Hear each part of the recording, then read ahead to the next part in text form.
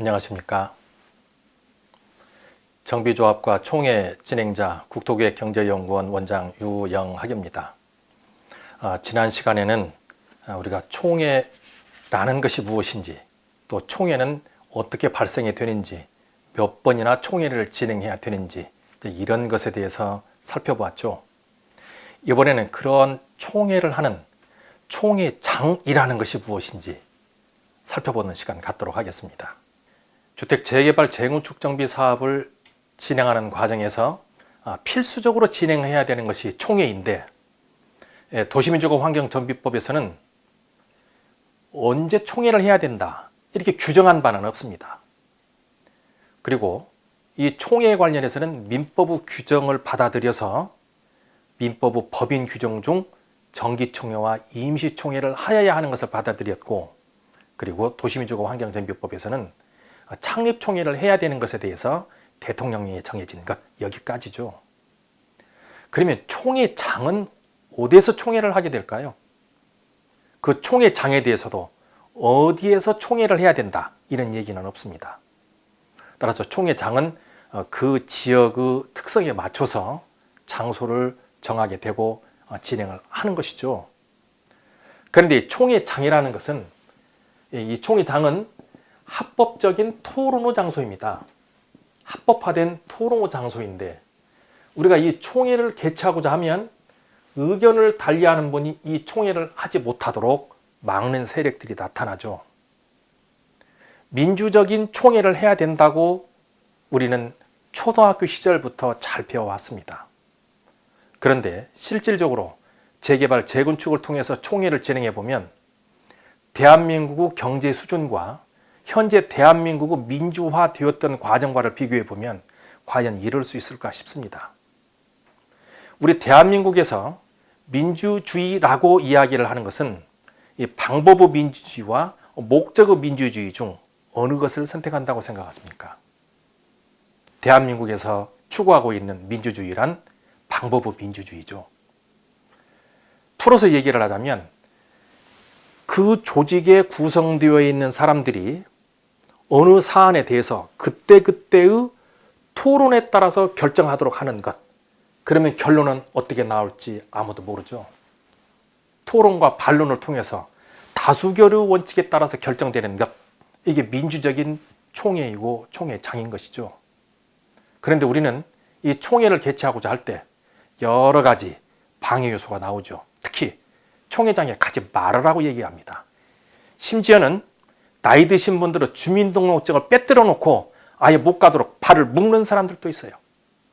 그분들이 우리와 함께 살만한 사람인가요? 더욱이 총회장을 난장으로 만드는 경우 있죠. 어느 경우에는 자동차를 가지고 총회장 입구로 돌진을 합니다. 그러면 이 자동차 앞 프렌다가 입구에 꽉 끼어 있는 거예요. 사람이 들어올 수가 없어요. 이렇게 해서 무산시킨 사례도 있었습니다. 또 있었죠. 사람들이 계단에 차곡차곡 앉습니다. 어깨동무하고 차곡차곡 앉아요. 7, 8단만 쌓아 앉아 있어도 더 이상 사람들이 진행을 할 수가 없는 상황이 돼요. 근데 그분들은 누구일까요? 우리 조합은 아닙니다. 외부 사람들이에요.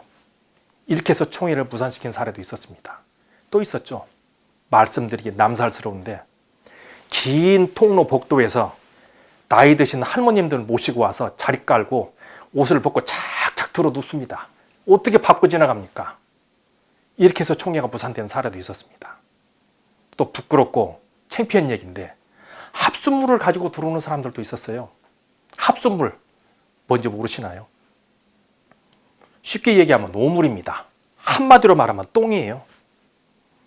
처음에 이 똥을 들고 올 때는 바켓에 들고 와서 냄새만 나게 하고 엄포만 왔어요. 그런데 그것을 두려워하지 않고 사람들이 입장이 되니까 정말로 입구에 뿌리기 시작하더군요. 똥을 뿌려놓으니 냄새도 나지만 사람이 들어오려다가 그게 싫어서 돌아갑니다. 그런데 이 총회를 진행해야 되는 입장에서는 모래를 뿌리고 비닐을 덮고 해서 입장을 시켰어요. 그랬더니 다음에는 이 똥물을 가지고 와서 총회장 입구 들어와서 뿌립니다. 들어오지 말라는 거죠. 밖과 안이 똥물천지죠. 이렇게 해서 총회를 방해한 사례도 있었죠. 그래도 그걸 물로 씻어내고 어떻게든 총회를 개최를 했죠. 그랬더니 이제는 똥 폭탄이 등장이 되는 거예요. 비닐봉투에다 그 귀한 것을 어디서 구했는지 모르겠어요. 엄지손가락만 시간 자갈을 넣어서 이걸 총회장 천장에 던집니다. 그러면 천장에서 이 보따리가 터져서 뚝뚝 떨어져요. 똥비가 내려요. 앉을 자리가 없습니다. 이렇게 해서 총회장을 아수라장으로 만든 적도 있었죠. 그런데 그런 일이 있다고 해서 이미 사업 진행을 목적으로 조합원들의 합리적인 의사결정을 목적으로 개최하고자 하는 총회장이 그런 일로 해서 총회가 개최되지 않는다는 것은 폭력과 악과 불의에 복종하는 거죠. 그건 있을 수 없습니다. 힘들지만 어렵게 총회는 완성을 했어요. 이 부분에서 저는 또 제안을 하나 하고 싶은 내용이 있죠. 흔히 이런 총회를 개최하게 되면 그 총회장에 다중민원 발생지역이라 해서 경호원을 사용할 수 있도록 하고 있죠. 20명까지죠. 20명이 넘어서면 관계되어 있는 관할 경찰서에 신고를 해서 경호를 해야 됩니다. 20명 이하는 해당되지 않습니다. 그런데 그런 다중민원 발생 지역에 경호원이 온다 해도 이런 불합리한 일은 계속 발생하죠. 따라서 사회적 법익과 사회 공론을 위해서 그런 행동을 하는 사람들을 새롭게 법을 정해서 엄단에 쳐야 됩니다. 지금 대한민국이 선진화되어 있고 그리고 경제적으로도 많이 성장되어 있는 국가라고 자긍심을 가지고 있죠. 지금 4차원 혁명 시대입니다. 그런데 하는 행동은 4대 문명이 발생됐었던 서기 3000년 전에나 있을 법한 이런 일이 벌어지고 있는 것이 한국의 재개발 재건축 현장입니다. 따라서 이 총회장은 공론 후 토론 장소라는 것, 그리고 이 공론 후 토론 장소가 보호될 수 있도록 사회적 안전장치가 필요하다는 것, 또 지금 현재 이런 제도화 장치가 되지 않는 이 상황에서 총회를 준비하는 사람들, 이분들은 조합원들이 편안하게 안심하고 모든 분이 와서 회의를 참석할 수 있는 자리를 준비를 해야 되는 것, 이것도 하나의 숙제인 것 같습니다. 따라서 총회는 공론 후 토론 장소이고 이런 것을 방해하는 행위에 대해서는 엄벌에 처할 수 있도록 법이 제정이 돼야 된다는 것, 또 이런 일이 있다고 해서 우리가 총회를 포기할 수는 없다는 것, 우리는 법 절차에 따라서 사업을 진행을 해야 되고 총회장을 존중하는 모든 조합원이 되기를 바라겠습니다. 오늘은 총회장이 우리에게 의미하는 것에 대해서 서로 이야기 나눴습니다. 감사합니다.